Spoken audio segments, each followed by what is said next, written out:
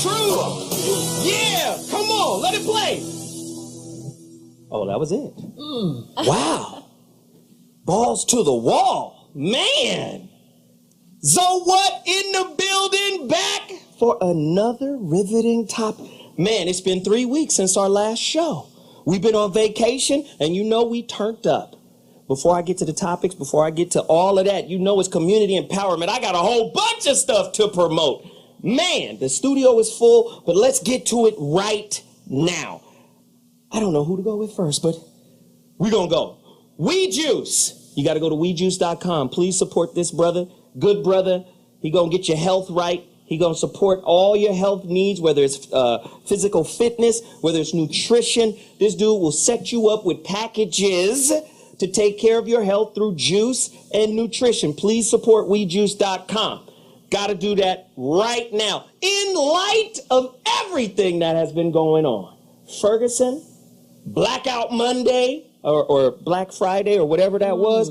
Hey, if you don't, I've been urging and pleading and begging black people, support black people financially. Financial terrorism. We've been talking about it the whole nine. Now is the time to go spend your money with black folk. Yes. If that's what you want to do, you got to do that now. Okay, let's do it.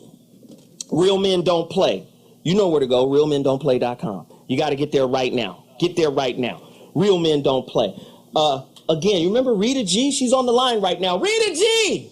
Tell them about your product. Hey, look at Rita G. All pretty and shit. Damn, okay. Nice little professional jacket and everything. Okay. Rita, tell them about your product really quick. You got 30 seconds to get them to your website right now. Support a sister putting out products for men, right? Health, or not health. Women and men. We'll talk to us about it. So the website is viaskinscience.com, via skinscience.com. And if you want natural products that really work, that are fresh, viaskinscience.com. And you know what's crazy? What? Rita G is a chemist. She's a photographer, she's a model, but she's also a chemist. She makes these. And I've been using her product for a long time. You know, she said, you know, you look a little oily. I have some oil, like moisturizer. You put it on and it dries up, but your skin is still moist, but it ain't like oily like, you know, Corey Holcomb is always bagging on me with the oily face. She noticed that and gave me this stuff, and it's been working. Go to her website. What is the website, Rita G? viaskinscience.com. And can I just say, it's always important to buy from people that you know and you like and you trust, because the products are essentially imprinted with the energy, the intention, and the consciousness of the person making them. It's like cooking with love. Yeah, you said before, you don't want the devil making you a sandwich.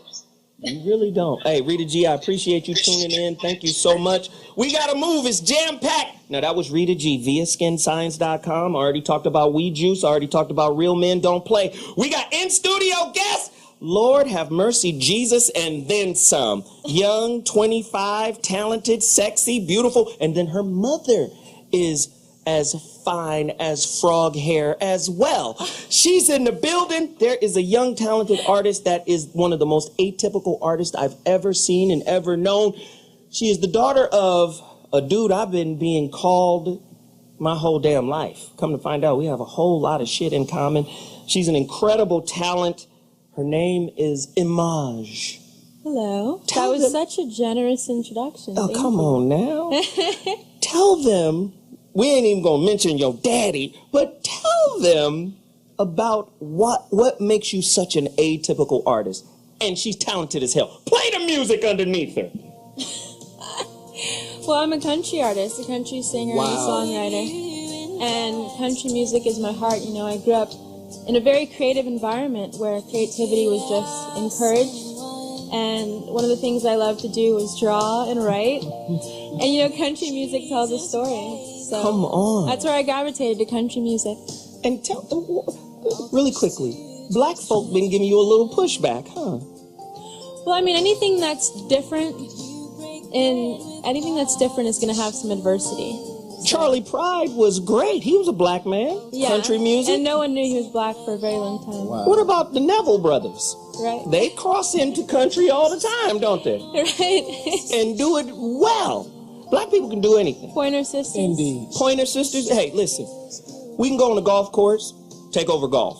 We can go to the tennis court, take over tennis. We can damn show anything musical we can go into and take over that. But why do we have to think that we're taking over something that I think essentially we created? Isn't country music part of the blues? Well, the story of the grandfather of country, which is considered Hank Williams Sr., he was taught to play guitar by Rufus T. Top Payne, who was a black street musician. How about it? So then you combine that with his music and you get country music. And that's how it kind of well, I like to think that's how it was born. Now tell me who your daddy is. Who's my daddy? Who's your dad? Don't say it like that now. See, maybe done changed my whole little energy up in here. Don't say it quite. Say it one more time. Say it one more time. Who is my father? Who's my father? Yes. Who is your father, baby? Well, my father played Tubbs on Miami Vice. That's what he's most known for. Philip Michael Thomas Really? is her dad. Wow. I mean, I've been being called this dude. Is that your brother? Is that your cousin? Are y'all related? Forever. Come to find out, his birthday 3 days off of mine. It's just the same energy, same vibe. And who would have thought that his daughter would be on this show right now? Amazing. Now, really quick story. Years ago, I was in the studio. The same studio when Brandy was recording her first album. I was right down the hall with a legendary LA rapper named King T. We were in the studio with King T. This is like 94, 93 sometime, right? Brandy's making her album. And I watched how Brandy came out and she broke barriers. Young girl, black, clean, R&B, great songs. And the industry is a mockery. Whenever somebody does something, they mimic it. Cookie cutter. Cookie cutter, right? Boom. Shortly after Brandy dropped and experienced double platinum, triple platinum, they come with Britney. This sister right here can go do the same thing in reverse. They don't see her coming. You don't expect a black, country, western, beautiful young girl singing. Well, thank you. Well, she's here now. What you gonna do? Where can they buy your records? iTunes? You can get it on iTunes. It's constantly playing on Pandora, as well as loveimaj.com. Loveimaj.com. Wowzer. Now, really quickly, let's move to my brother, Bryan Franklin. I'm all. It's Recycle Black Dollars Community Empowerment. What does iMall do for black people, and why should they go there right now? You got 35 seconds. I've got 35 seconds. First of all, we want to brand blackmonday.biz. Today is Black Monday. And so we have a URL, blackmonday.biz, something people can very easily remember, so they can go and not black out, but actually go and participate in a black-owned #1 internet mall collaborative called blackmonday.biz. And when they go there, at the top of the screen, it'll say, in collaboration with IamZoeWilliams.com, because we have you connected with us through our linking system. Go there right now. Yeah. What's the website? blackmonday.biz. What is it again? blackmonday.biz. One more time. This is a call to action. Go support. What is it? blackmonday.biz. Today is Black Monday all day long. So go and shop where people own the actual mall. I own the #1 internet mall collaborative in the world called blackmonday.biz. There it is. There it is. There it is. You don't own the police force. You don't own them. You don't own the police force, but other communities do. Indeed. And the reason why they do is because they have an economic base. You don't go into Chinatown and kill somebody in Chinatown without having to deal with China. Indeed. I'm serious. You got to deal with Chinatown, and you go down in Chinatown and kill somebody. Go down to little Italian town and kill somebody in Italian town. You got to deal with the Italians because they ain't going to stand for it, right? Black people, we're dispersed, we're fragmented, and that's why we have no economic base and no leverage to be able to come in and say you don't get to kill ours. We got to start at this level. Indeed. Again, go to my website. I'm telling y'all right now, I have new t-shirts coming out. IamZoeWilliams.com. Let me tell you right now, I only have 59 of them. Go to my website, get your pre-order in right now. I only have 4 6XLs. Big dudes who want a 6XL, only got 4 of those. I'm telling you right now, only got 59 shirts available. I'm going to be selling them shortly. We only got 59 of them. You go there right now, you make your order. Sisters, I got smalls and all of that, but only have a limited amount. I'm just telling you right now. Go support Zoe Williams at IamZoeWilliams.com. If you need personal life coaching, I'm your guy. Go to my website right now. Black recycling of dollars is the way we turn this thing around. We got to do it right now. When I come back, topics, guests, everybody's going to be in studio, in the building. It's going down. I'll be back in 2.2. Holla!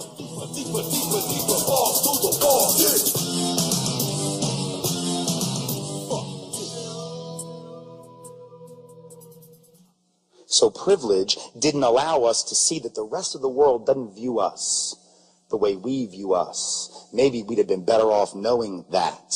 Maybe we would have been better off for decades knowing that the rest of the world doesn't view us in the same liberatory terms that we sometimes view ourselves. Now, people of color in this country already knew better. Because when they asked white folks and black folks before the invasion of Iraq, good idea, bad idea, the folks without privilege said, mm-mm. Black folks were just like overwhelming. No, no. They asked white folks, and 2/3 of white America said, hell yes, we must do this. They're going to greet us like liberators. See, that's privilege speaking. Privilege says, that surely they know we're liberated. Surely they know. Rumsfeld said we're going to be greeted like liberators. Dick Cheney said it. They know so much about combat. Surely this will work out well. People of color, no. Because folks of color know that even if you don't have very much, folks without much will kill you for the little bit they have. Or you could invade Washington Heights tonight, but I don't recommend it. You could invade the South Bronx tonight, but I do not recommend it. Because the folks who were there may know full well they don't have much.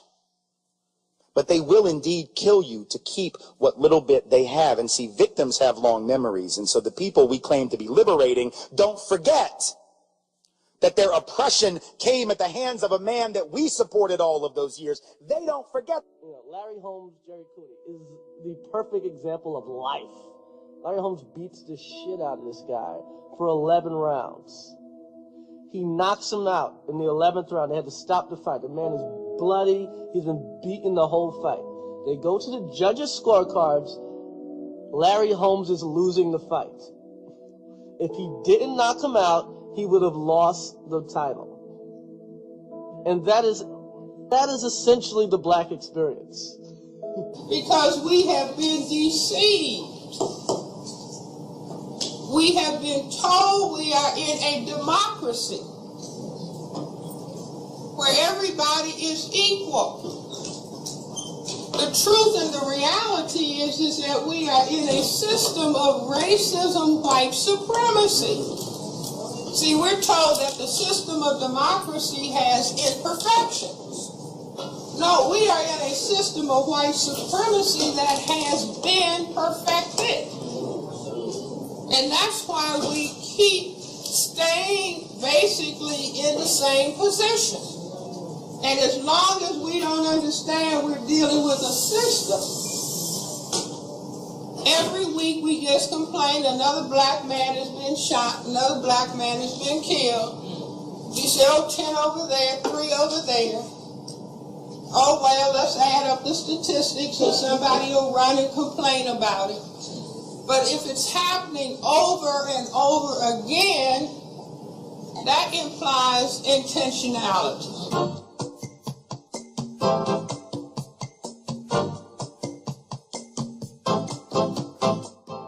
And one of the greatest tragedies in life is getting to the end of your life and looking back and realizing it was mediocre, and it didn't have to be that way.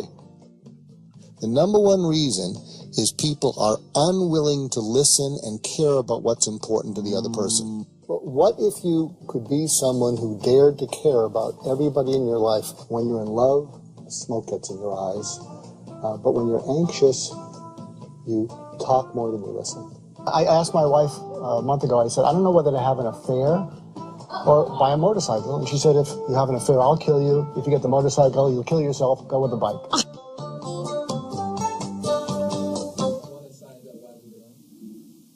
So here's the white man's rant.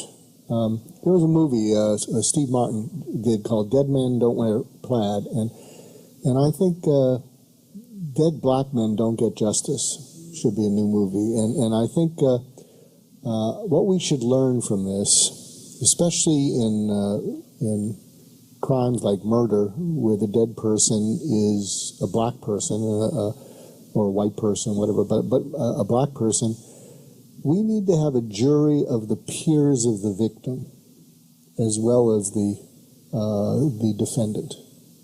Because I'm guessing, we can't prove this, I'm guessing that in trials such as the O.J. criminal trial, that there was a preponderance of black people that, it probably wasn't surprising that they voted for O.J. In other trials in which the black is deceased and it's a white person who did the killing, and you have a preponderance of white people, I would find it, I gotta believe that decisions aren't made based on evidence and objective evidence. I mean, they probably try as they might. And so I think the only way to level the playing field is you gotta have a jury of the peers of the victim, not just the family of the victim speaking out and saying, this is what you did to our family. And the main reason for this also is because America today focuses more on emotion than reason. And if you've ever been in jury duty and they're selecting jurors, each side is trying to pick someone who will be swayed by the emotion of their side. And when they have to pick people from the other side, they want to pick people who can listen to the evidence from the other side. But they're trying to select people that will be swayed by their side. So we're an emotional country. So unless you have a jury of the peers of the victim, I don't think we're going to see justice in cases like this. Wow. Well, so you guys know, based off of Dr. G's setup, what we're going to be talking about. But let me tell you how I framed today's topic. Today's topic, the white social serial killer. An in-depth look at the unconscious/indifferent psychopathic nature of white folk. Crazy whitey. Damn. Dirty Mary, crazy lady. True or false? Is Christianity the true religion of the white race, or is white supremacy their real religion? I need somebody to answer these questions. You know how we do before we start a show. We have to ask tough questions. Is the black man in America, as well as in our own communities, Lucifer? Is the black man the devil in America? I felt like Mike Brown was a demonized Hulk Hogan and I was a 5-year-old rag doll. This is coming from a 6'4", 200+ pound man. And just like Nancy Grace said, the only part that you interfaced with him was his arm, and you felt like a rag doll while you were still sitting in your car. It doesn't add up. You must have quit because it doesn't fit, right? Is the black man in America the new Lucifer? Who's more villainized than black African-American males? That's something that needs to be dealt with today. Who created and currently owns the copyright to the social narrative of black people in America? Because there's a social narrative that's being enforced, right? Through the media. Police are being trained not to police people, but to police a stereotype. This is why a Harvard professor who breaks into his own home can be sent to jail for burglary, right? And then the police who arrested the dude gets a chance to sit down with the president and have beer and lunch, right? We really have to deal with some of these questions. Are America's police force or police officers legalized stalkers and serial killers of black men?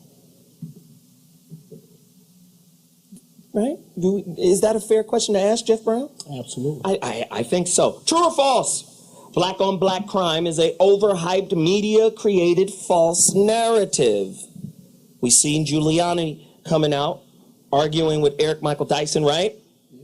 Right? Oh, the real problem is 90% of black people are killing other black people. 90% of the black-on-black crimes are committed by black people. Well, we also find that 82% of white people who are killed by other white people.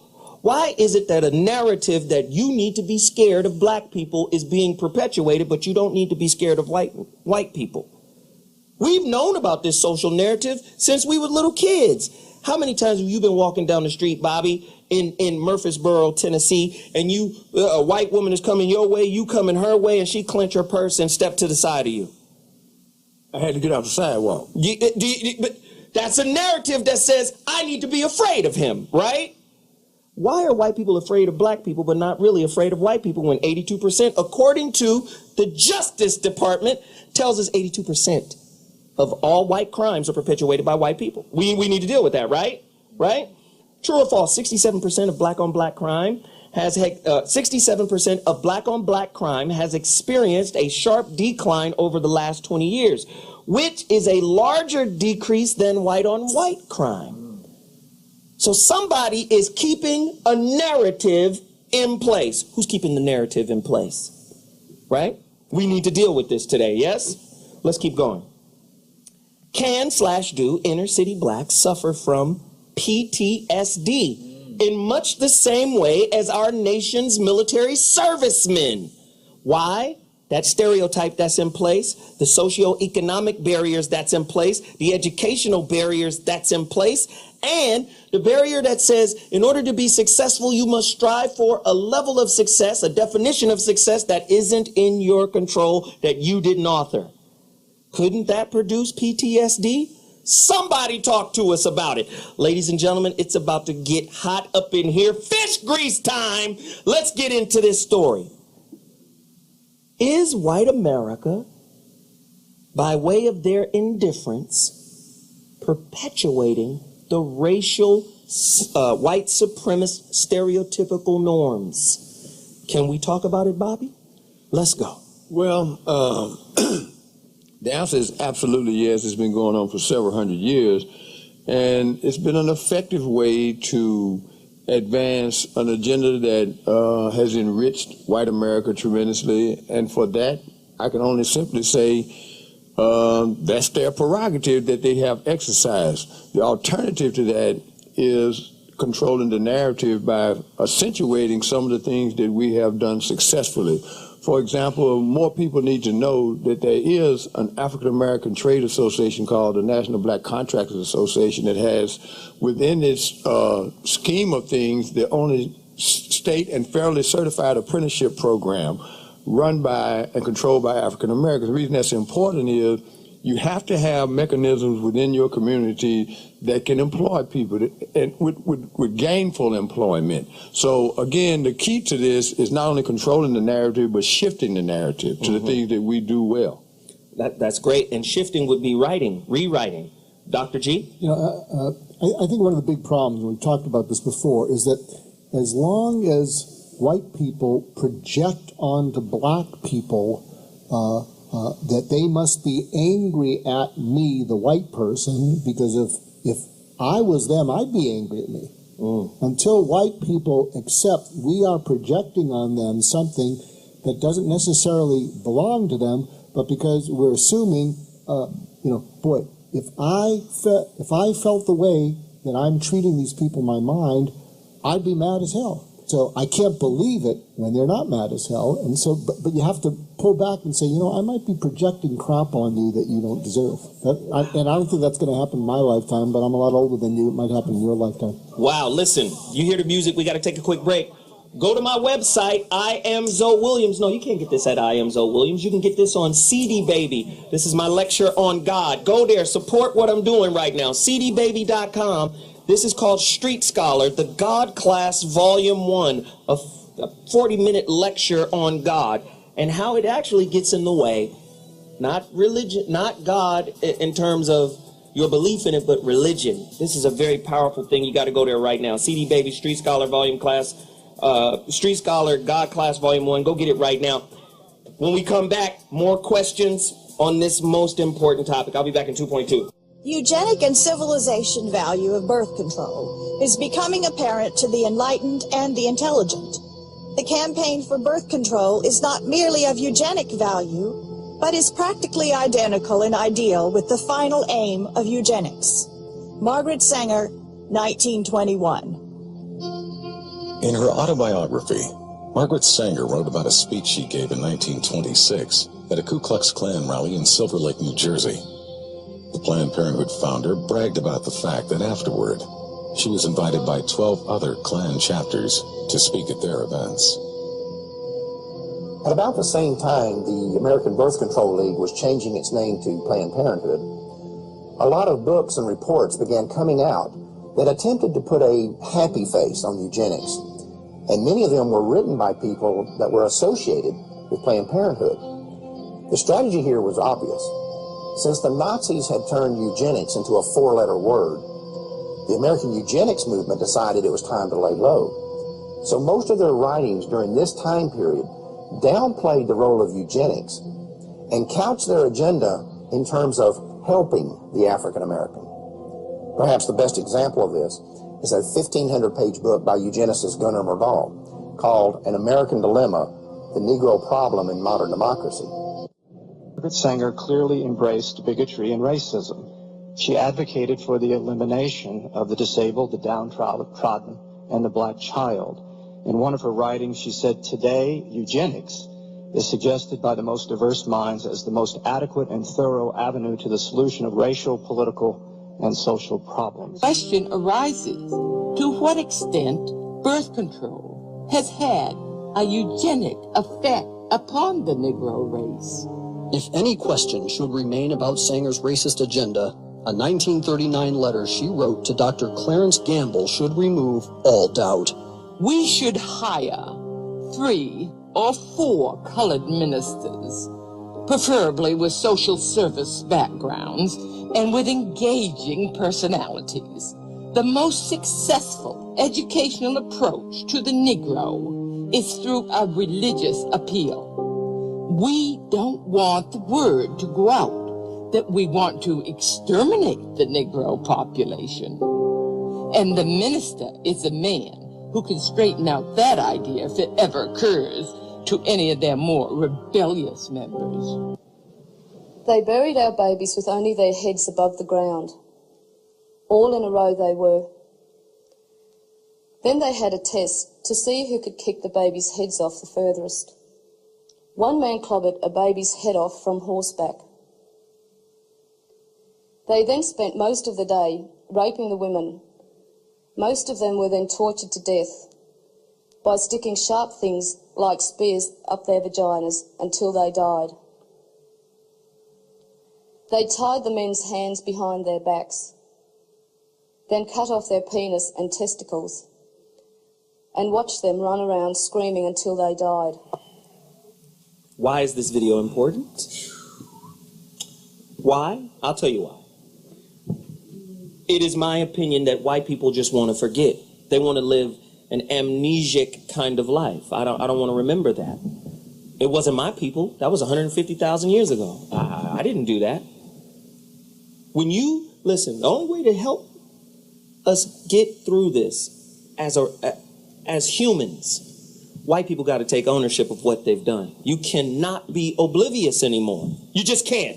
So with that said, I'm going to get on the affluent blacks who bootlick white people and kind of flow with what they say, go along to get along. I'm going to ask you this question. Have affluent blacks taken on the racist philosophy of eugenics in an attempt to save or / improve our race? The word eugenics means to improve through genetic selection. So when you hear Negroes talking about, well, there's 2 kinds of blacks. There's black people and niggas. I wish the niggas would die. I've heard that. Chris Rock and a few others, right? At the end of the day, isn't that a eugenic kind of philosophy? Are the new affluent black race a kind of Nazi against their own? When we ask for the extermination of those who are lesser than us in a socioeconomic sense, lesser than us in an educational sense, let's deal with that. What I'd like to do before I go to Geoff, I want to get a 25-year-old black sister who sings country music's perspective on racism in America. Stop it. Give her your microphone, Geoff. Oh, yes. I mean, being a youngster out here in these streets, like, how does racism affect you, or how has it affected you, or are you kind of oblivious to it? Because I noticed the young kids, they kind of interface with it differently. So talk to me about it. I wouldn't say I'm oblivious to it. I mean, I'm kind of a sore thumb in country music. Yeah. So, I mean, I know it's there, and ignorance isn't always bliss, but I'm definitely aware of it. Of course, my brothers have been profiled before, and I think one of the things that jumps out at me is it's kind of sad because of the stereotypes. Kids can't just be kids anymore. The innocence is kind of gone, destroyed. And so, but kind of the way I see it, my perspective is, it's like you said, I heard you say the word humans. And I think that's our biggest issue, is that we don't see each other as humans first. You talk about how the Asians have theirs, the Spanish have theirs, the Italians have theirs. Italians, yeah. Mm-hmm. And this is a grouping of different people, but imagine if we could group humankind. Right. Then there'd be peace. That's dope. Rather than conflict. So that's the way I see it. I don't think people my age are oblivious to it. I think we see it, but I think we see beyond it. We see the shift that's happening. And you guys are the key. Because it's the old folks that's holding on to it. Well, we're not jaded by it. Say more. We're not jaded by it. I think there's a kind of a purity, a crystal, a clarity that we see. You know? And I think we're more into bringing people together more so than separating each other. Wow. Ladies and gentlemen, please buy her records. Support this sister. Her name is Imaj, like Image, Imaj. She's an incredible country western singer. Her dad is Philip Michael Thomas, Detective Tubbs from Miami Vice fame. You know, great actor, great young lady. Please support her music, support her movement. This is what we got to do. I really appreciate you for sharing that. We needed to hear that, you know? Thank you, hon. Geoff Brown, now tear the roof down. Wow. We don't disagree often, but I have to wholeheartedly disagree about where white people have to move to with regard to their history. It would be nice. It would be, if they want the luxury of forgetting, then they need to give up all the shit they have. Look at the dog. What? Are you kidding me? What? I don't think they need to do anything. And I think the chief problem with black people and the chief contributor to where we are is all the stuff we say about what other people have to do, what other people have said. Say more. Yes. Please, I'm so tired of it. I'm trying to save it for my rant. I'll set my rant up now. I don't care about what black people are going through right now, because it's too expensive for me to care. I'll just say that, and then you'll leave it at that. Elaborate further. Dr. G, what is impotent rage? When you feel powerless and you feel cornered, what happens is it triggers almost a panicky feeling in you.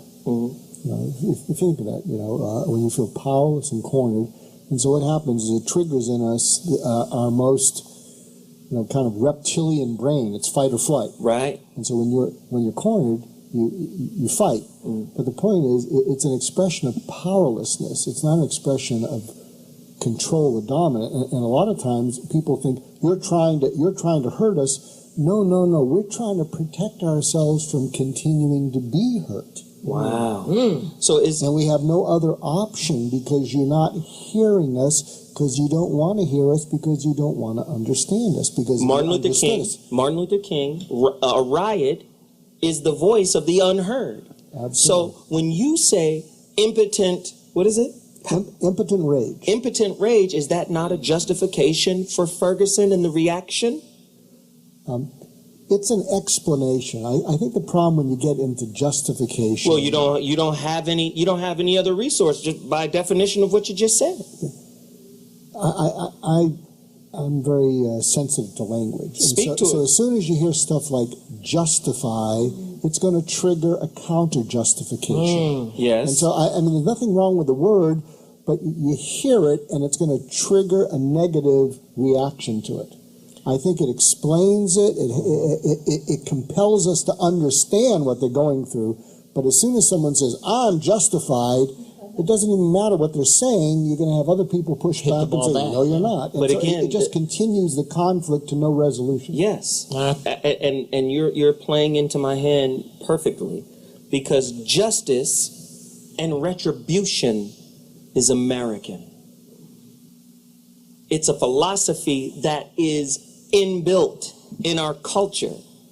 So there's a lot of people in those streets who feel justified in their get-a-rope mentality. This is a get-a-rope country. Bobby? The problem I have sometimes is not removing myself from a historical construct as well. All right.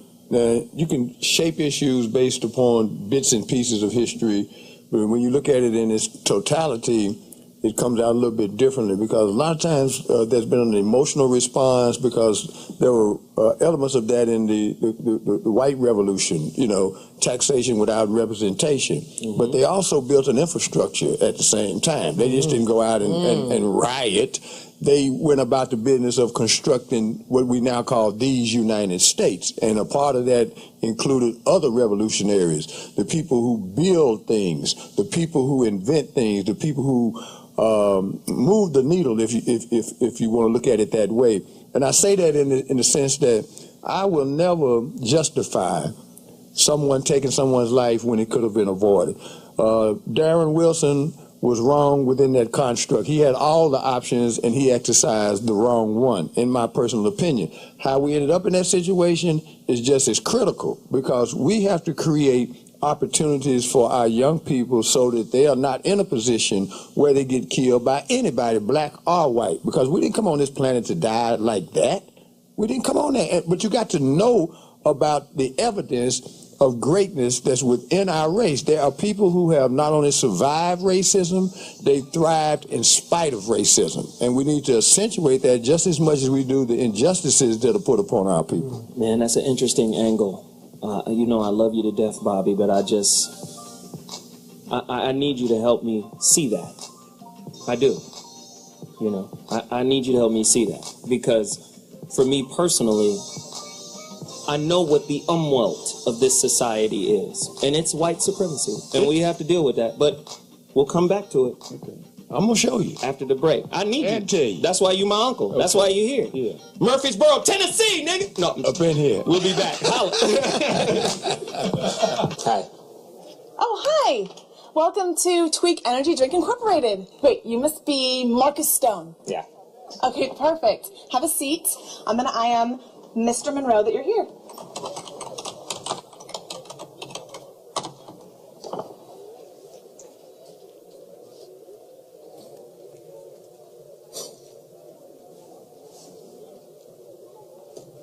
Hey, I know I'm staring at you, but can I ask you a question? Oh, yeah, sure. What are you? Why do white people always ask this? They have this obsession with heritage. I'm part this. I'm part that. Who gives a shit? I'm black. Oh, yeah. No, obviously there's some black in you, but, what else is in there? I'm just black. But your eyes are so light and beautiful. Do you have, Russian or, Swedish in you, or, one of your parents or something? No, they're black too. We're all just black. How can that be? Because you're so light-skinned. Does this Wesley Snipes and Seal? Look, I came here to come on my job interview, but if this bitch insists on interrogating me, then I'll tell her why I'm so goddamn light-skinned. Maybe, back in the day when your great-great-granddaddy was a big old slave master, he snuck out of his house in the middle of the night and creeped his little way into my great-great-grandmother's shack and raped her against her will. Okay. Maybe that's why. Hi. Yes, he's out here waiting. Okay, hurry. He's coming to get you. Thank you.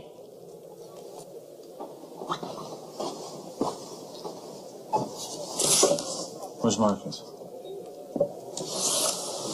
Okay, come on. Yep.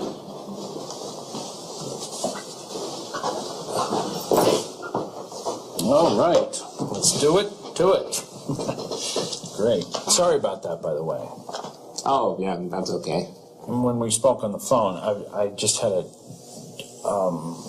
it's just you sounded like a different person. Really? See, I was going to drop it. Really. I wasn't even going to ask him who he was expecting Marcus to be. But he wants to open that door. So let's do it. So, how exactly do I sound on the phone? It's... Okay. It's just it sounded like someone else on the phone. You have a very kind of nice... Okay. Well, this is really embarrassing, but you sounded white. Which is really certainly no big deal, and not even worth mentioning. Believe me. I was just surprised, but believe me, it doesn't matter. If only it didn't matter. See, I wish I could let him off the hook. Really, I do. But I can't. So instead, I'm going to show you how to use a situation like this to your advantage.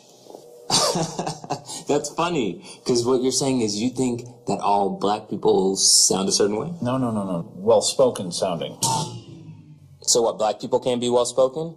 What, we all got to speak Ebonics or some shit? This dude is lucky we ain't. But don't worry, this job is mine. Oh man, that's a shame. You know, I was really looking forward to working for this company. Come on, you're not going to be hiring anyone like me. Man, the NAACP is not going to be happy when they find out why I was rejected from Tweak Energy. Oh well, you know what, thank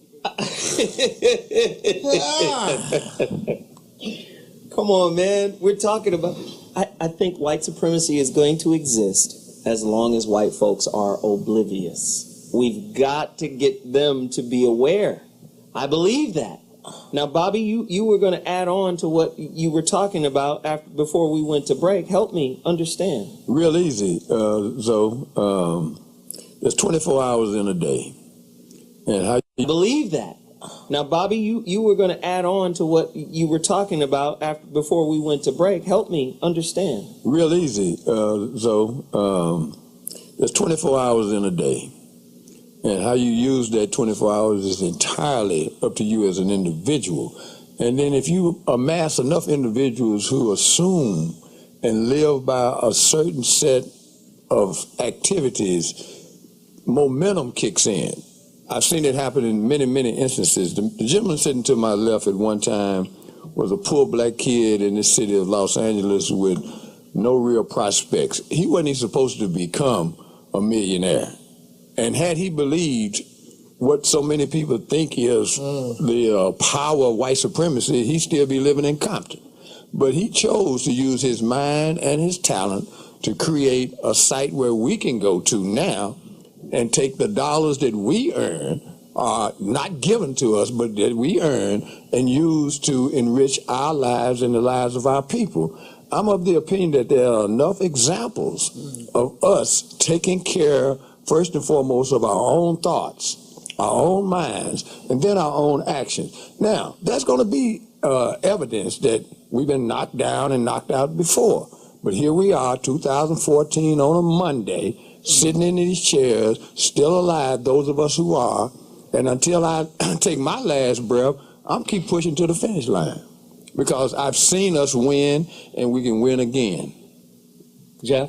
I gotta ask you, who are these people? Who are these white people? And what is this pile of information that you think they don't know about white supremacy? I don't think... No. I'm not saying they don't know. To me, the word ignorance comes from the word ignore, which is a conscious action. I think white people know. I think they know historically what's happening. But I think they consciously ignore what they should acknowledge. I vehemently disagree with the desire or need of white people's acknowledgement of anything to do with us. I think I'll tell you why. Biggest mistake. I think it's. I don't think it's a mistake, and I'll tell you why. Because it ties. Your point ties into Bobby's point, and I'll tell you why. Bobby is talking about perseverance, black people's perseverance and ability to, regardless of the situation, circumstance, or whatever, you have the fortitude, the strength, the ingenuity, the intellect, and the ability not to just pull yourself up by your bootstraps, but have the determination to want to change your circumstance in this situation. What I'm saying is any level of success in America is in context with white supremacy. That's what it is. You can get out of the way. You can control what you can control. You can earn your money. You can take care of your peoples. You can get out of the way. But please understand, any level of success in American culture is in context with white supremacy. Because all you got to do is run aground. That brother who broke into his own house, who is a professor at Harvard, he just broke into his own house. He left his keys in the house, locked himself out. He ran aground of white supremacy, which is running in the background. So let me break into my house and get my keys. Hold it, nigger. What are you doing? Going into my house? No, bring your ass outside. Humiliated, degraded. Now, what's happening in America is, like Dr. G always advocates, you don't get to vehemently disagree. You get to disagree with dignity and quietude. Do you understand what I'm saying? Like, you can't. Listen, and I'm gonna give it back to you. George Bush vehemently disagreed with Saddam Hussein. Vehemently. This man tried to kill my daddy. He vehemently used his executive powers to start and maintain a war. Okay. Do you understand what I'm saying? Why don't we do that? My point is, what we do is pick a day to boycott. We don't pick a year. Do you understand what I'm saying? We're going to boycott you for a year. Or in some instances, forever. The Montgomery bus line boycott was 381 days. It crippled that economic infrastructure. We not participating. No, we pick Black Friday. Then we wait for the next big day where the sales are so we can get that flat screen TV. Let me ask you. Let me ask all you said. Would you agree? Would you agree that when people are in a state of panic or near panic, that it's almost impossible for them to do anything reasonable? Would you agree with that? When people are in panic? No. When people are in panic? No, when people are in a panic mode. You mean flight or fight? Fight or flight mode? When you're in a panic mode, here's what I'm getting at, is that we talked about the impotent rage that the black people of Ferguson feel. Well, I think behind white supremacy is something called fearful aggression. And fearful aggression is when you're afraid, instead of fleeing, you attack. You have to train fearful aggression out of dogs, or else they'll attack.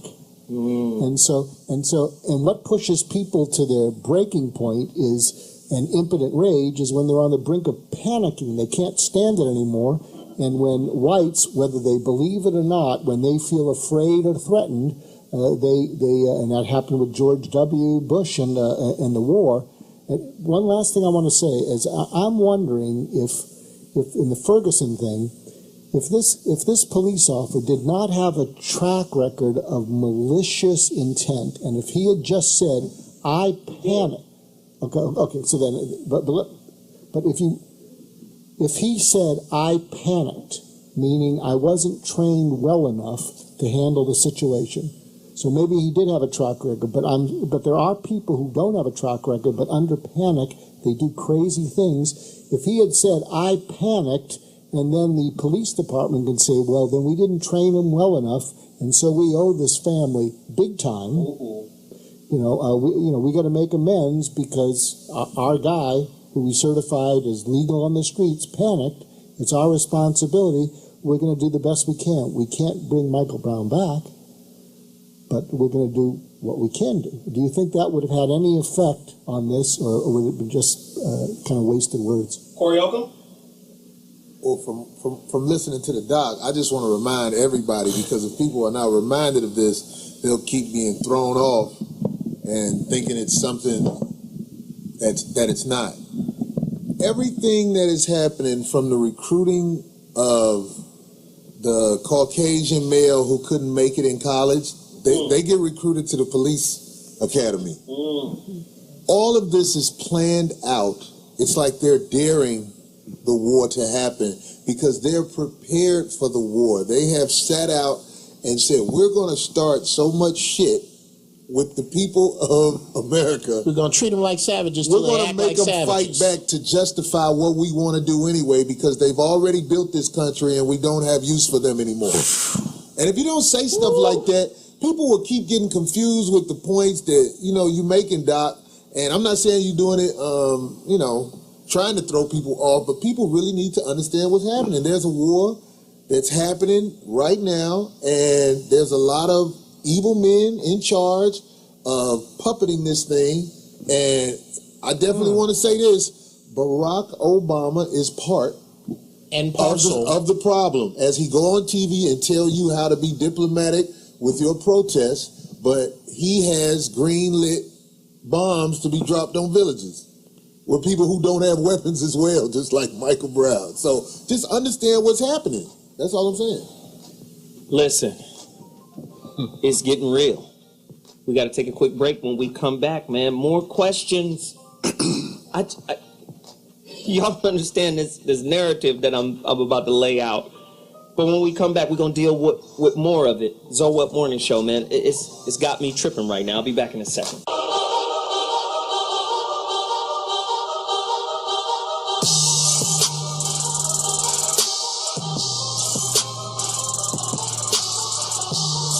Oh my God, how he has a rap career is beyond me.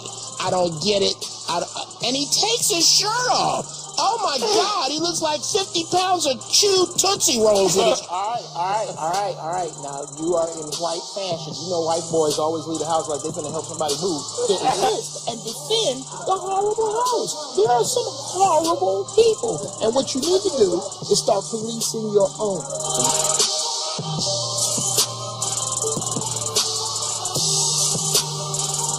I alluded to this earlier. I said that I don't care about what's going on in Ferguson. I don't care about what happened with Trayvon enough. I don't care enough. And I think I speak for most black people. We don't care enough. I personally don't care enough because it's too expensive. When I start to care as much as I want to, then I want to, which brings my own family in danger, I want to organize or join a Black Panther party. That's how I want to get down. I want to tell everybody black and everybody sympathetic with my cause to quit marching and burning shit and start crippling and destroying shit with your money. You could do the car dealership there in Ferguson, that those cars got set on fire. Wrong move, niggas. Guess what? It's November. They wasn't going to sell them cars no way. Okay? Those cars got wrote off for insurance and somebody made some money. If you really want to do something, don't ever buy cars there. That's how your money that's what, you think Dr. King was killed because he integrated public toilets and counters? No, he was killed for his day planner. You know what was next? He was coming for his money. Trying to sympathize with, trying to get the attention of an aggressor who does not give a shit about you, obviously is not working. This dude, this police officer just got $500,000 for being on ABC. What if everybody black said, okay, starting January 1st, from January 1st to January 31st, we are going to watch nothing but ABC to write down all of the sponsors, and we won't be buying shit from none of y'all for 100 years. That's how you get their attention. What if after Trayvon, everybody black said, I'm not going to play for or against your teams at the end of my contract? What would happen to Florida if sports dried up? This is the kind of shit we have to look at. We have to look at we're complicit in what's happening to us. Why is there not a Negro League anymore? Because we give away all of our shit. Why is there no cross colors? There's still a fucking Levi's. I'm tired. I'm fucking tired. I don't give a fuck what white people do. I get it. You hate me. You don't like me. Well, I'm from Chicago. If you don't like me, I don't like your ass neither. And I don't sit around wondering what you gonna do and telling people what you did. I find a brick and I bust you in your shit. America, black folks got a brick. It's called $1. We just ain't throwing it right. Ooh. Come on, Bryan Franklin. Can you follow? I can follow. Let's it's about hear it. Economic parity. How much time do I have, Zoe? Just talk. I'm going to cut you off when it's time to go. So just talk. Let me start here. Most people don't know when slavery ended. Most people don't know. It was 150 years ago. Okay? My mom is 75 years old. Okay? Which means her mother and her... Come on now, let's get real. Mama, Yeah. They were slaves brought to this country. Now, let's talk about King and moving from the civil rights to the silver rights. You're right. That's where we've got to go. Now let's talk about the internet for just a moment. In the last 5 years, over 50% of all new billionaires under the age of 40 have made their billions from internet and technology. So if we really want to start a revolution, it's not about what we don't do, it's about what we do do. How y'all like that? It's about what we do do. Do-do. Let's go with some green do-do. Yes. And some platinum doo-doo and some gold doo-doo, but that doo-doo is in the internet. So today on this show, I'm glad to be here. We have a movement called blackmonday.biz. What I want people to do is every Monday, let's go to blackmonday.biz and let's shop on the internet. And the nice thing about this URL, blackmonday.biz, it tracks to Yuzo and also tracks to Uncle Bobby. So with that said, blackmonday.biz, here's what I want people to do. Go there, click link for free. If you have a website or not, at least get engaged with us. And then we'll go forward from there to begin the revolution. All right? Thank you. Corey? Everything that Caucasian people gave you, it is set up where you can't use it against them because they're in control of it. I get the whole thing about, hey, let's not spend our money here or whatever. I get that. But they don't give you enough money to make a difference in what they're doing. Trust me. Trust me. If they thought you had enough money to make a difference in what they're doing, they would tell you money don't work no more than Corey, my Bobby God. disagrees. Bobby disagrees. No. Bobby disagrees. It's not even a disagreement. It's just that I see it happen all the time. When Coke industry stopped selling toilet paper and paper products to black people, it makes a difference. The only thing that has ever got white people's attention in this country is the movement of money. Now, they have more of it than we do, but we give all of ours back to them, and they use it against us. The money that we use to, the toilet paper that we wiped our ass with, financed Zimmerman's acquittal, whether you want to like that or not. Because Coke industry owns those toiletries that we use. And they took that money and bought the best defense lawyer in the state of Florida, and that man went on and filed a case that convinced a jury, quote unquote, of his peers with that money. Then they took that same money and they gave white folks money who bought those same products and enriched Zimmerman the same way they get ready to enrich Darren Wilson. We have only one other option, is to use what resources we have to the best of our ability. If that don't work, how are we gonna know till we try? Because we done boycotted ourselves more we done boycotted anybody else. And what it sounds like you saying, Corey, and I know you better than this, but what it sounds like you saying reminds me of Apollo 13. This movie where the dudes in the ship got lost, and all the cats at NASA were talking about how this can't work and what won't happen. And Ed Harris's character comes in the room and throws this box on the desk and said, "This is all the shit that is up there. I have a collection of the smartest minds in the world. I don't want to hear again how this can't work. That's not why you're here. I want to know how it will work." Let me ask you this. Are you saying Corey is saying that the white man is invincible? No, I'm saying that That's Corey... not what I'm saying. No, I don't believe he's saying that. I'm saying what Corey is saying is that black people don't have enough money to make a difference. Part of me agrees with that because of the way shit is set up. Because there aren't enough there isn't enough black love to go, look, we're starting a black basketball association, and the salary cap is $3 million. Are y'all down? And instead of brothers going, shit, I can make $100 million on the Spurs, instead of them saying that, having the wherewithal to go, fuck it. Yeah, I'm going to play to start a black basketball union, because guess what? Now, if you really want to see it played well, you got to come to us, the way it was in the Negro League. Because I do comedy, this lady at the DMV saw me, and I owed fees and all this bullshit. Well, because she knew me, she walked me through all that bullshit. Okay. I didn't have to pay no fees. I had a hookup. Right.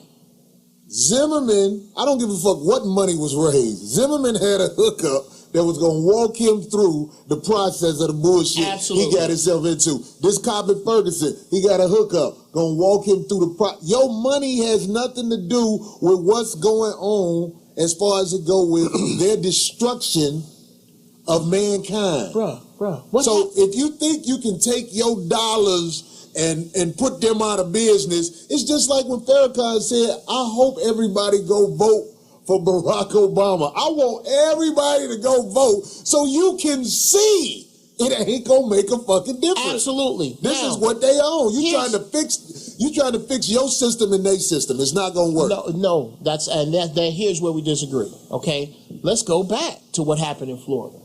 What if everybody black in Florida moved? Yeah, of course. That's asinine. Nobody will do that. No, it's a great idea. No black people. Exactly. Black people have too much and we way too fucking comfortable. It's not bad enough. Let's stay there. It's not just black people's fault. It's not just black people's fault that they won't move from Florida. You saying uproot everybody out of Florida and put them somewhere. Mass exodus. This is good. This is good. And I'm gonna go to the doc. But let's stay right there. Say everybody moves out of Florida. The state of Florida. That's the end of Florida State. That's the end of the Florida Gators. South, that's the end of the Dolphins. That's the Dolphins. The Marlins. The Miami Heat. Gone. Everything, right? We get up out of there. That's a hell of a power move. What's the government's response? Go. The government's response is violent. The government's response is with guns, and there has never been a revolution without blood. All of a sudden, niggas don't want to put no skin in the game, and that's why I'm not putting mine in. Because if I was a single black man with no children, oh boy, I would be on some subversive, fucked up shit right now. All but I can't do hypothetical that. shit. All hypothetical shit. Everybody speaks hypothetical. What you need to do, a whoop-de-whoop-de-whoop. No, what's happening is motherfuckers laying on freeways, motherfuckers making it where malls have to close, motherfuckers doing it without a leader, without somebody on television telling them how to conduct themselves. So I'm just saying, it don't matter if you not single no more. When it jump off, all that shit you saying hypothetically you'll do, you're going to have to do because the war is on. I'm down, and I'm down at that point. And before we take this quick break, let me say this. MLK put his wife and children in harm's way. Yes. Malcolm X put his wife and children in harm's way. Muhammad Ali put his wife and children in harm's way. And all I'm saying is, if we're going to make a change and a power move like you're talking, we have to be comfortable with being in harm's way. So what mornings? We'll be back in 2.2 seconds to finish the rest of the dialogue. Just before Officer Darren Wilson testified to the grand jury investigating his killing of Michael Brown, the assistant district attorney handling the case said this to the grand jurors. I'm going to pass out to you all. You are all going to receive a copy of a statute. It is section 563046, and it says law enforcement officers' use of force in making an arrest. And it is the law on what is permissible, what force is permissible, and when in making an arrest by a police officer. The assistant district attorney, Kathy Alizadeh, then handed the grand jury a copy of a 1979 Missouri law that was ruled unconstitutional by the United States Supreme Court in 1985. She was handing them something that had not been law in Missouri during her entire legal career.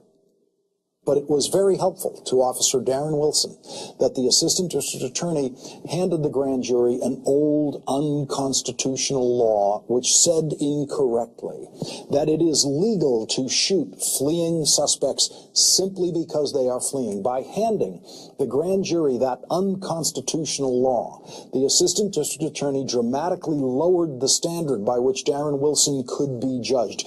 She was telling the grand jury with that document that Darren Wilson had the right, the legal right, to shoot and kill Michael Brown as soon as Michael Brown started running away from him. She was telling the grand jury that Darren Wilson didn't have to feel his life threatened at all by Michael Brown. She was taking the hurdle that Darren Wilson had to get over in his testimony and flattening it. She was making it impossible for Darren Wilson to fail in front of this grand jury. She was doing all of that by handing the grand jury a so-called law that has never been the law of Missouri during her entire legal career. The portion of the Missouri law that was ruled unconstitutional says that a police officer is justified in the use of such physical force as he or she reasonably believes is immediately necessary. Listen, everybody, from Nancy Grace, this brother who's this guy who's just talking, this brother who's just talking, everybody's talking about how there are hella problems with the prosecution, the prosecutor, with regards to this grand jury. All types of mistakes made, all of this, right? Nancy Grace said, if a prosecutor wants an indictment, they can get an indictment, right? Again, we've told you on many occasions, law ain't about the truth. It's about perception. But then we got coon-ass Negro leaders saying, be quiet, be peaceful, be respectful. Right? You don't get to be mad. Let's accept the... Let's shade tree house niggas is what I like to call them. Right. And I'm just saying there needs to be a real moment of clarity where, no, we don't have to fight. Revolution is mental. It's psychological. Right? When you change your mind, you change your reality. Period. And there are too many niggas who want to make do with the thought process that they have. They want to take the good parts of what they think white supremacy offers them. Ain't no good in that. They want to use the parts that they think works for them. They want to dig through pig shit for pearls. Right. But look, and I'm saying you can't do it. No. Did you see Barack Obama when he was on TV addressing the nation and he had his two daughters behind him? Yes. Did you see their posture? Speak on it.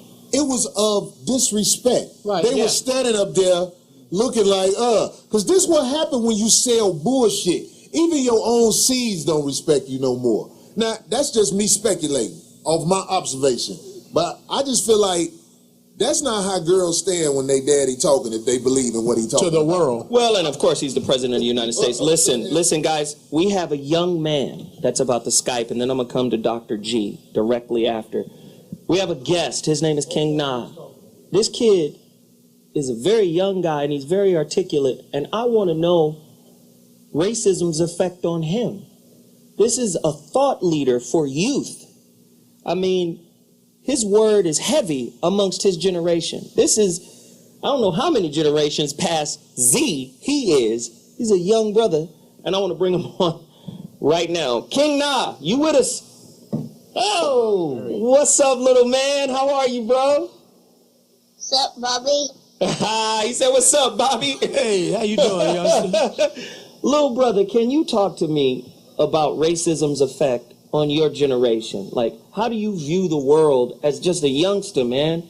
Like, talk to me. Have you experienced racism at all? Talk to me. Not really. Okay. How old are you? I'm 9. So what's your opinion on Ferguson and police brutality? And up in your area, Eric Gordon was choked out by the police. How does that make you feel? Do you feel like America is a safe place for you to grow up and live? Well, I do feel like it's a safe place to grow up. But the way that the police brutality and when they kill young black men like me, and the way it makes me feel like us young black men are unprotected. It makes me feel like that anyone could just kill us and that nobody cares.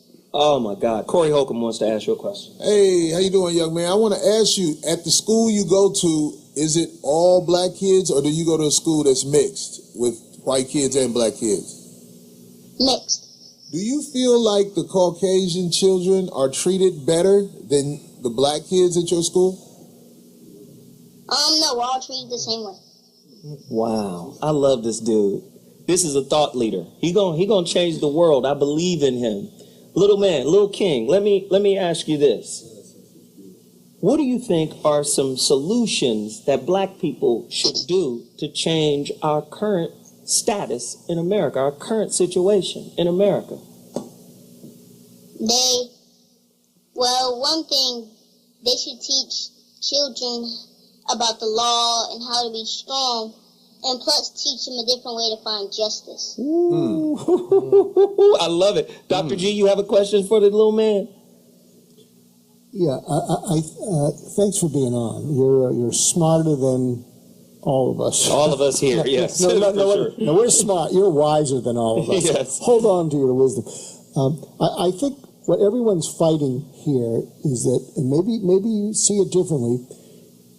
One of the things everybody here is in agreement with is that when someone who seems to control you doesn't care about you, and you can never get them to care enough about you to change, it makes people real angry. Corey over here is basically saying you're never going to get them to care about you. Just accept it. It's going to take a revolution. What Geoff and Bobby are saying is, well, they care about money. I mean, if we can somehow affect their money, they care enough about that, maybe they'll pay attention. But I think what we're dealing with is that... well, you can come back in. Well, like I said, I'm just a white guy. What do you want? I'm just the... I'm in the minority here. You represent the infrastructure that we're trying to break down. No, go ahead. I'm sorry. But go ahead, finish your question. I'm sorry. I guess the question is, it seems like you feel that the teachers in the school care as much about the black students as the white students in your classroom. Is that true? Do you feel equally cared about by the teachers as you think the white students are? Can you repeat that question one more time? He just said, it was awful long.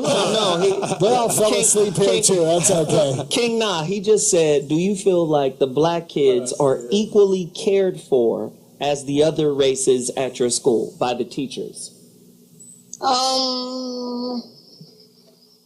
I'm not very sure, but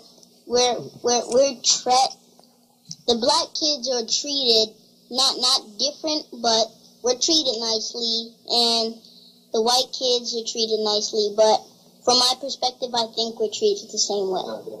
Bobby? Hey, young brother, could you name... But one thing, they're not allowing us to grow. Ooh. Wow. Bobby? Could you name 3 people that you admire? 3 people that I admire? Yeah. Mr. Crawley, my dad, Mr. Crawley, and Miss Copeland.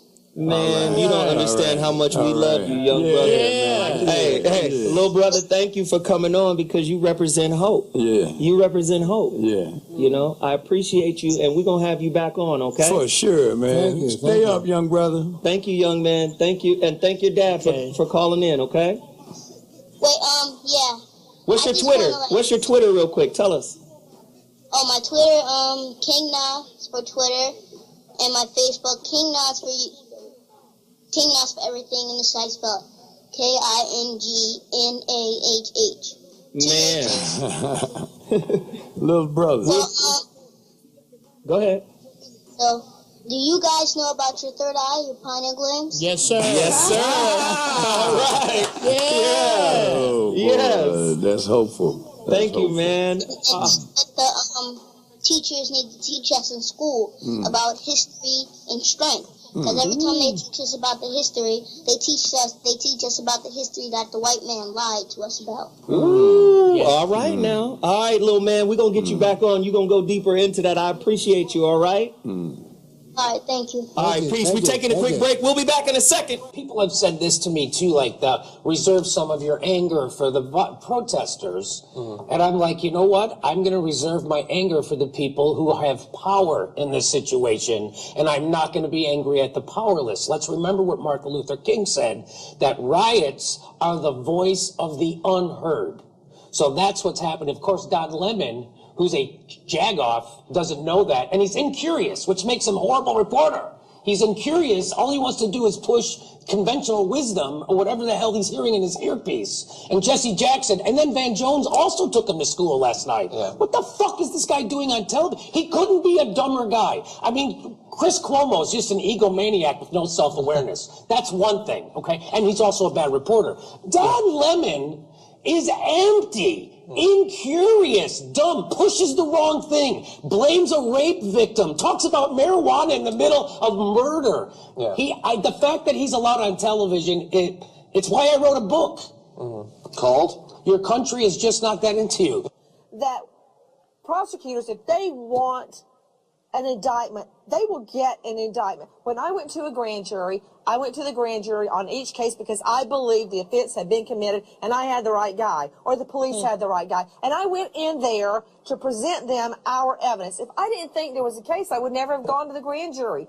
You don't use the grand jury to achieve your personal gain, to achieve what you want them to do. You go in to get a true verdict. And, you know, I mean, please, there's nothing here. There's not even a bruise. And what you said about Hulk Hogan, remember, when he said he felt like a 5-year-old battling the Hulk Hogan, that's when all he was battling was an arm in his patrol car. What, the arm is like Hulk Hogan? It doesn't add up. And his minute detail, this whole thing happened in 90 seconds. How did he have time to pause and think, can I legally shoot him? He also said, I only wanted to do one thing, and that's live. Well, if you wanted to live, then put the pedal to the metal. And there you go. I'm just saying. I've been screaming this. Why you drive away? I've been getting pushback. We need white folk like that. Those two examples of white people standing up to white people saying us being indifferent about the racial infrastructure of our society. Right? I've been saying, who controls the narrative of success? You know what success is for a black person? Start a business, get it big enough, then sell it to somebody. That's not success. But hear what I'm saying, Bobby. This is what's been happening in the black community. If it gets successful, you don't sell it. If it's successful, they gonna come to you. Look, how does listen? They gonna come to the internet works the same way. Oh, we got a powerful show. We got a powerful show. We got followers. We're gonna come to you and give you bread. But you got to change the way you talk.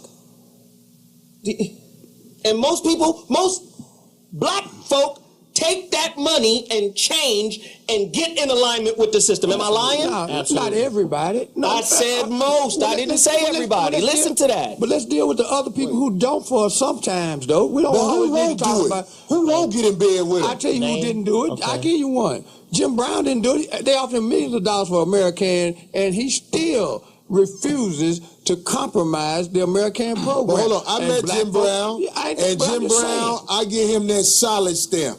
But that's a very rare stamp. It ain't but 5 of them in the world. So motherfuckers who talking that shit, I be watching their ass. I'm watching everybody and what they say. That's all I'm saying. I am here. I was offered $1 million for oneeyemall.com in 2007, and I said no. Dr. Horn from the think tank at Cal State Dominguez and Councilman Bob Farrell, they know it. $1 million. I said no, because they said, too often, Brian, we appreciate that you didn't sell out because someone offered you money for your business. No, this is for us. Simple as that. I got one question on the topic. Why do you guys think the announcement of the verdict of the indictment was done at nighttime? Why do you guys think that occurred? Because they wanted a riot. Indeed. Now they knew what people were going to do at nighttime. That's crazy. Yes, it was like LeBron's decision to go to goddamn Miami. They made a production out of it. Yeah. Listen, they're not reporting the news, they're constructing the news. Dr. G, my question to you is, and this is part of my final thought, my question to you is, can you rally white folk? Can you rally other Jews to say, we got to start rejecting the narrative of our superiority? Because that's when it changes. Can you do that? I've been, if you read the stuff I've been writing. I do read. That's why I'm asking you. No, I'm saying out. Does that mean anyone else reads? I don't know. But I think what we need to do is find white people who want to get it, who just feel it's just wrong. It's just morally wrong to allow this to go on. I think we need to pull together, but what you're going to have is islands like the Nancy Grace and all these people. They're just little islands spouting.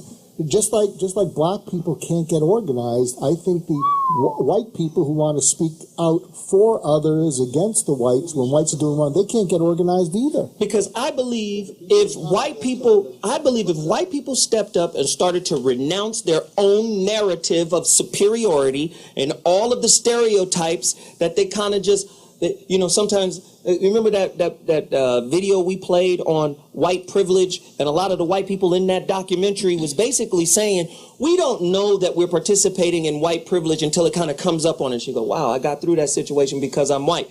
We need white people to stand up and denounce the narrative of superiority. But listen to what I'm saying.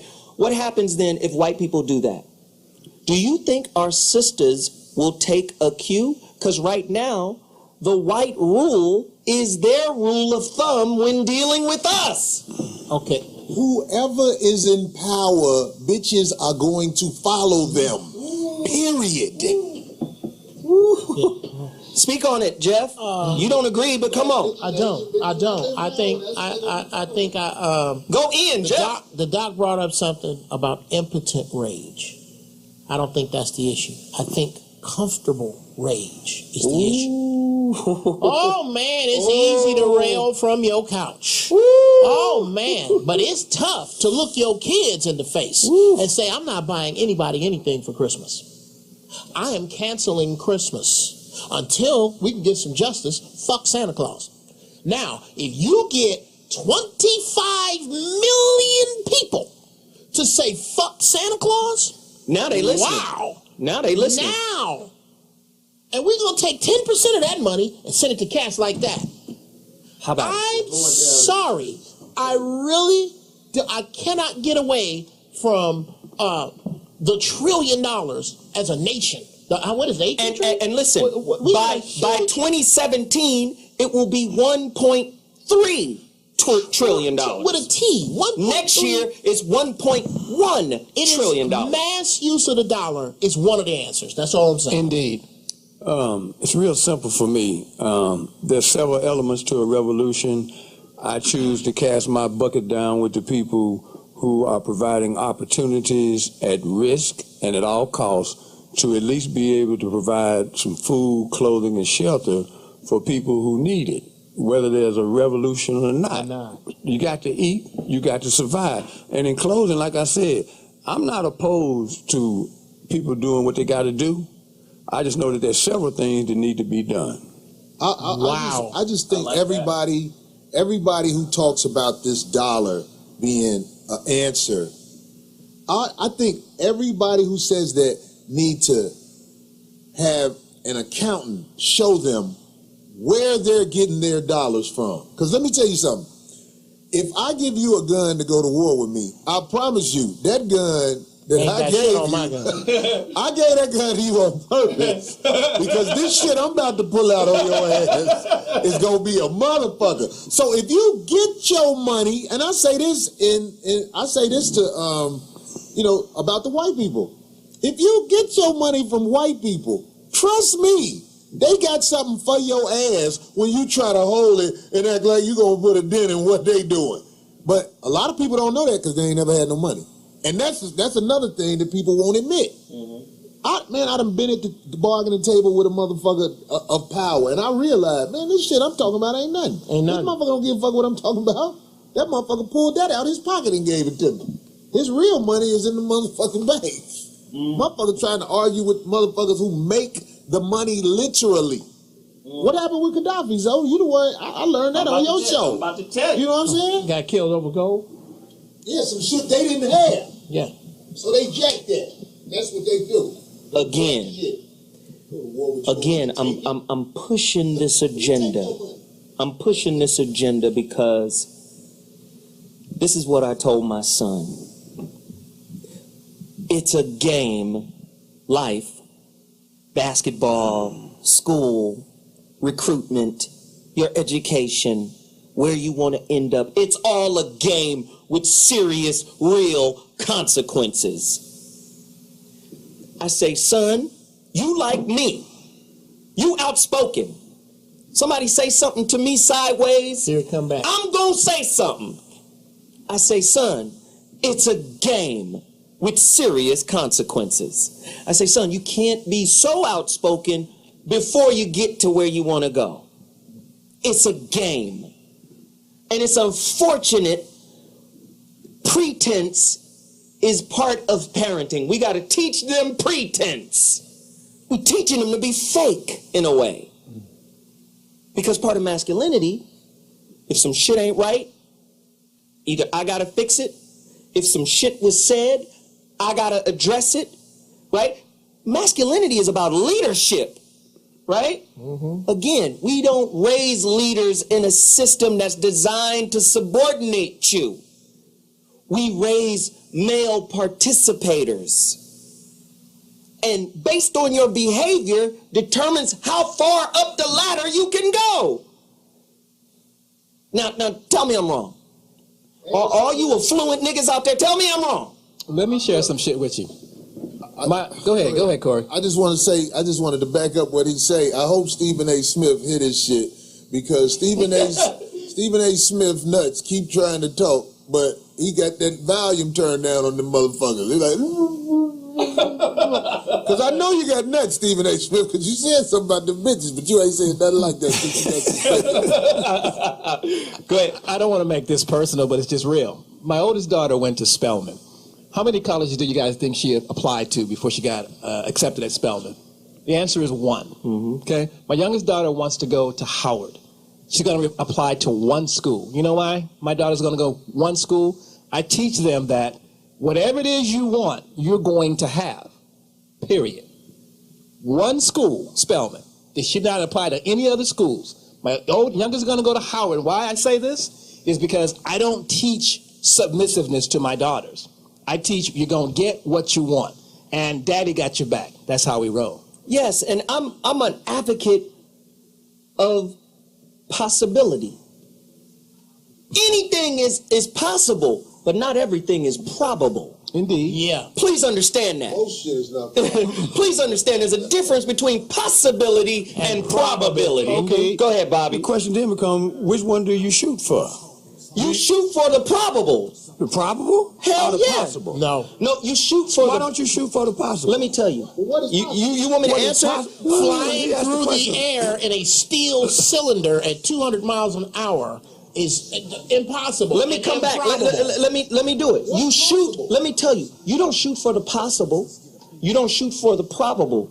You shoot for the impossible. Yes. Because impossible is I'm possible. I believe that. However, you gotta walk in balance. There is a probable side and there's an impossible side, and your job is to pull the impossible into probability. Nice. That's your job. Well, it starts. I'll be back in a second. It starts with controlling the narrative that way.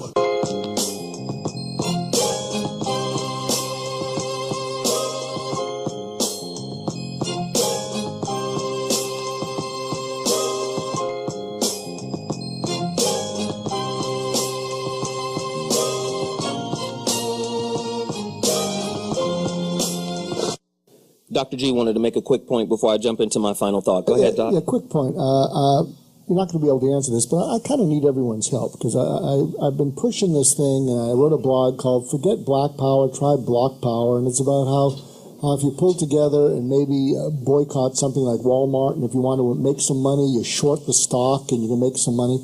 And so where I need help is the black community is not going to hire me for anything, and now the white community is not going to hire me either. but the reason that motivates me, what motivates me is it's the shame of knowing what's wrong and having that dictate my behavior.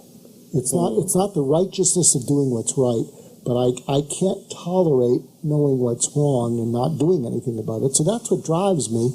But, I'm kind of betwixt and between. I mean, I'm putting, I don't have a big enough platform, so the white community is going to have to take notice of me. And the black community, I mean, you guys let me in on the show, but they're not going to hire me for anything. But I think the right thing is to find out a solution, that might be doable and get people off their rear ends, to at least try something that's doable. There needs to be a revolution. Maybe you got to do that step by step, but I don't know. I'm done. Well, I appreciate that, Doc. A lot of people question, why is the Doc on the show? And the Doc and Doc. Blah, blah, blah, blah, blah, blah. I see your heart. That's why you're on the show. From day one, his heart has been in the right place. He might not answer any of our questions. He'll answer in circles and then reposition the question as a question for us. And, but...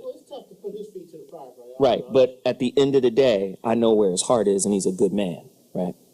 That's why he's here, And don't act like he ain't dropped bombs on this show numerous occasions, right? So that's why he's here. And if you don't understand him, Is this your show? This is my final thought, too. It's your goddamn show. Thank you, Geoff. I'm sorry.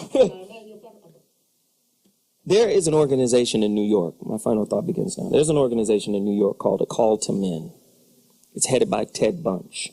What he does is he works with NFL players, NBA players, and he reconditions and re-educates masculinity, right? So he can prevent violence against women, right? That's his work. Ted Bunch, A Call to Men.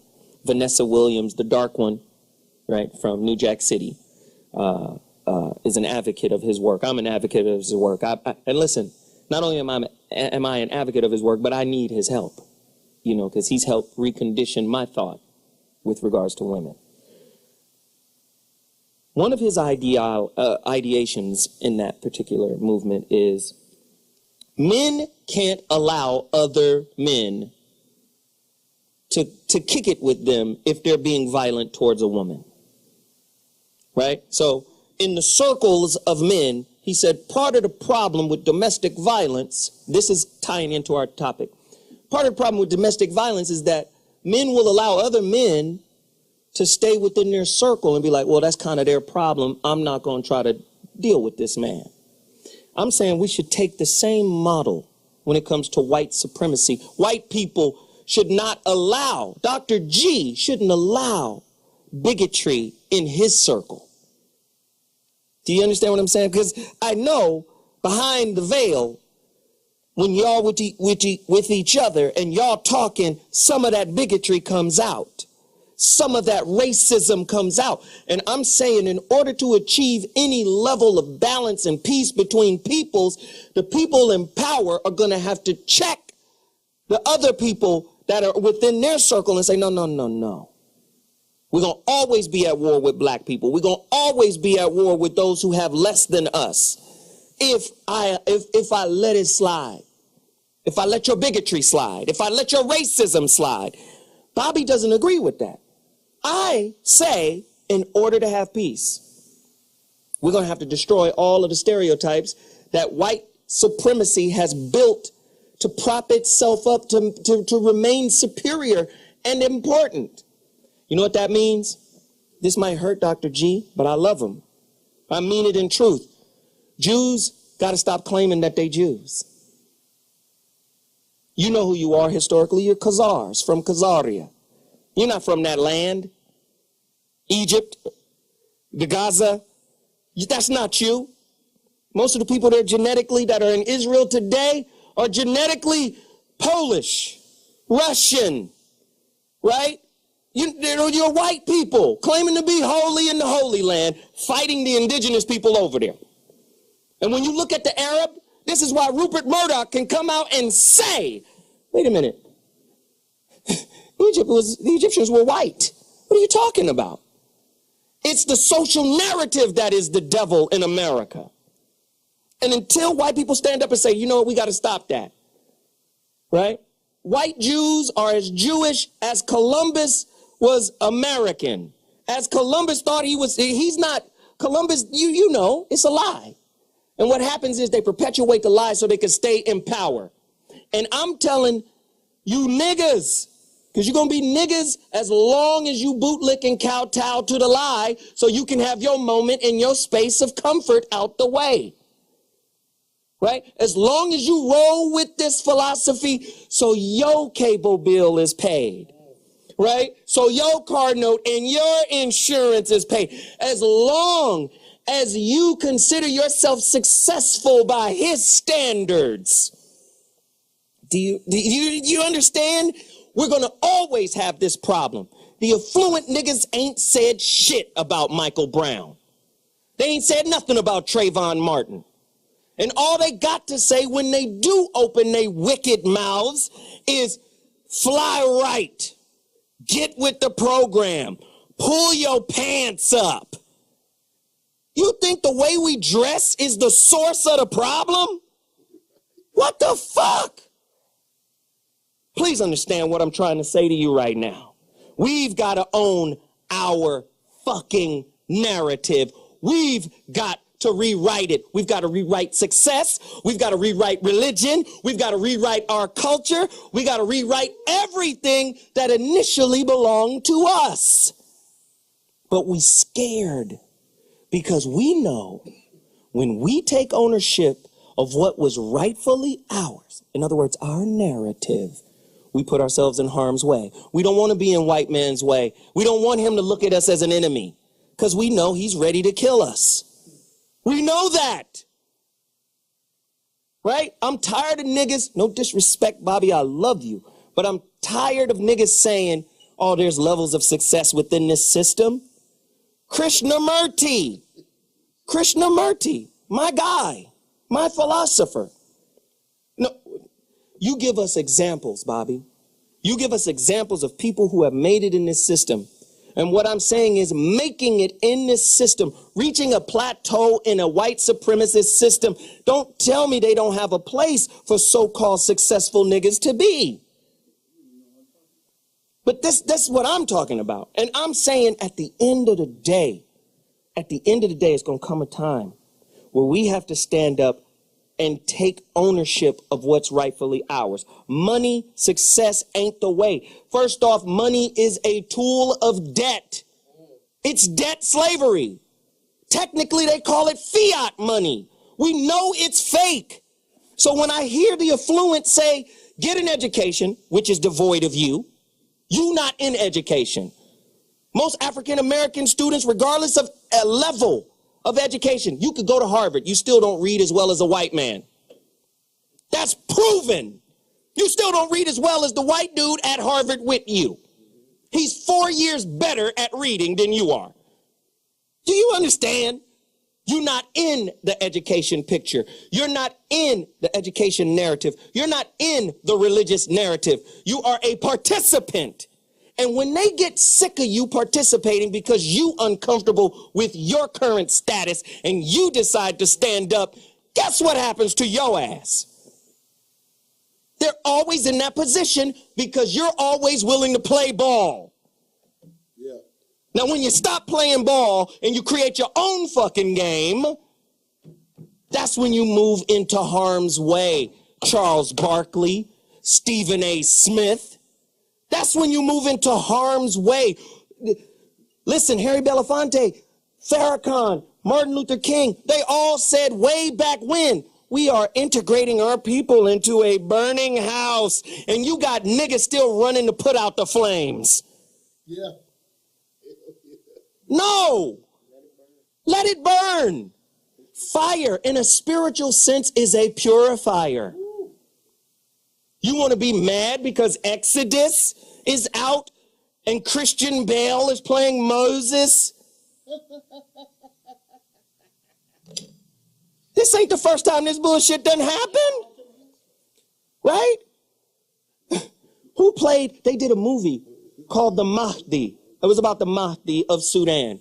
Who played the Mahdi? Sudan is Africa, South Africa, Central Africa, right below Egypt. Who played El Mahdi? Arabic word, El Mahdi, El Mahdi, the guide. Who played this black man from Sudan? Laurence Olivier. They've been doing this shit for years. Your culture is there because you don't know it's yours. Right? It's theirs because you don't know it's yours. Do you understand? White people are negrophobic and negrophilic. They scared of you and love you at the same time. They are negrophiles. They love your rhythm. They love your lips. They love your ass. They love your music. They love your energy, but they scared of you. Do we not see this? I feel you 100%, brother. That's how you reclaim the narrative. Fuck what they think of you and rewrite it. And be fearless enough to move yourself into harm's way. Because that's where you're going to be when you seek freedom and independence. I'm Zoe Williams. And that's my final thought. I appreciate and I love you guys. And I think me and Bobby, we talk all the time. And we respectfully disagree with each other all the time. You know, but we need Bobby. Bobby needs me. I need everybody here to keep this thing going. I appreciate you all. Please tell everybody where they can find you, starting with my good friend, Bryan Franklin. BlackMonday.biz. Please go there. Minimum link for free. BlackMonday.biz. Real men don't play. I got 12 men who have lived their lives on their own terms and left footprints to follow. G. Check out my book, Just Listen, because we all need to do that more. Yes. Bobby, Geoff. Coming soon. Jeff's Brownies, a book by Geoff Brown. Corey. Hey, what up, y'all? All I got to say is keep it real, because when you're on that bullshit, motherfucker, go peep it later on. Yo, please go to my website, IamZoeWilliams.com. Please go there right now. Go to CD Baby and purchase my DVD, or my CD, The Street Scholar, Volume 1. Please get it right now. Black community, we have to support our businesses. We Juice, Ramo Mart, VeronicaConway.com, G4. Please, please, please support us right now. Go there right now. We'll see you next week with another heater. Deuces.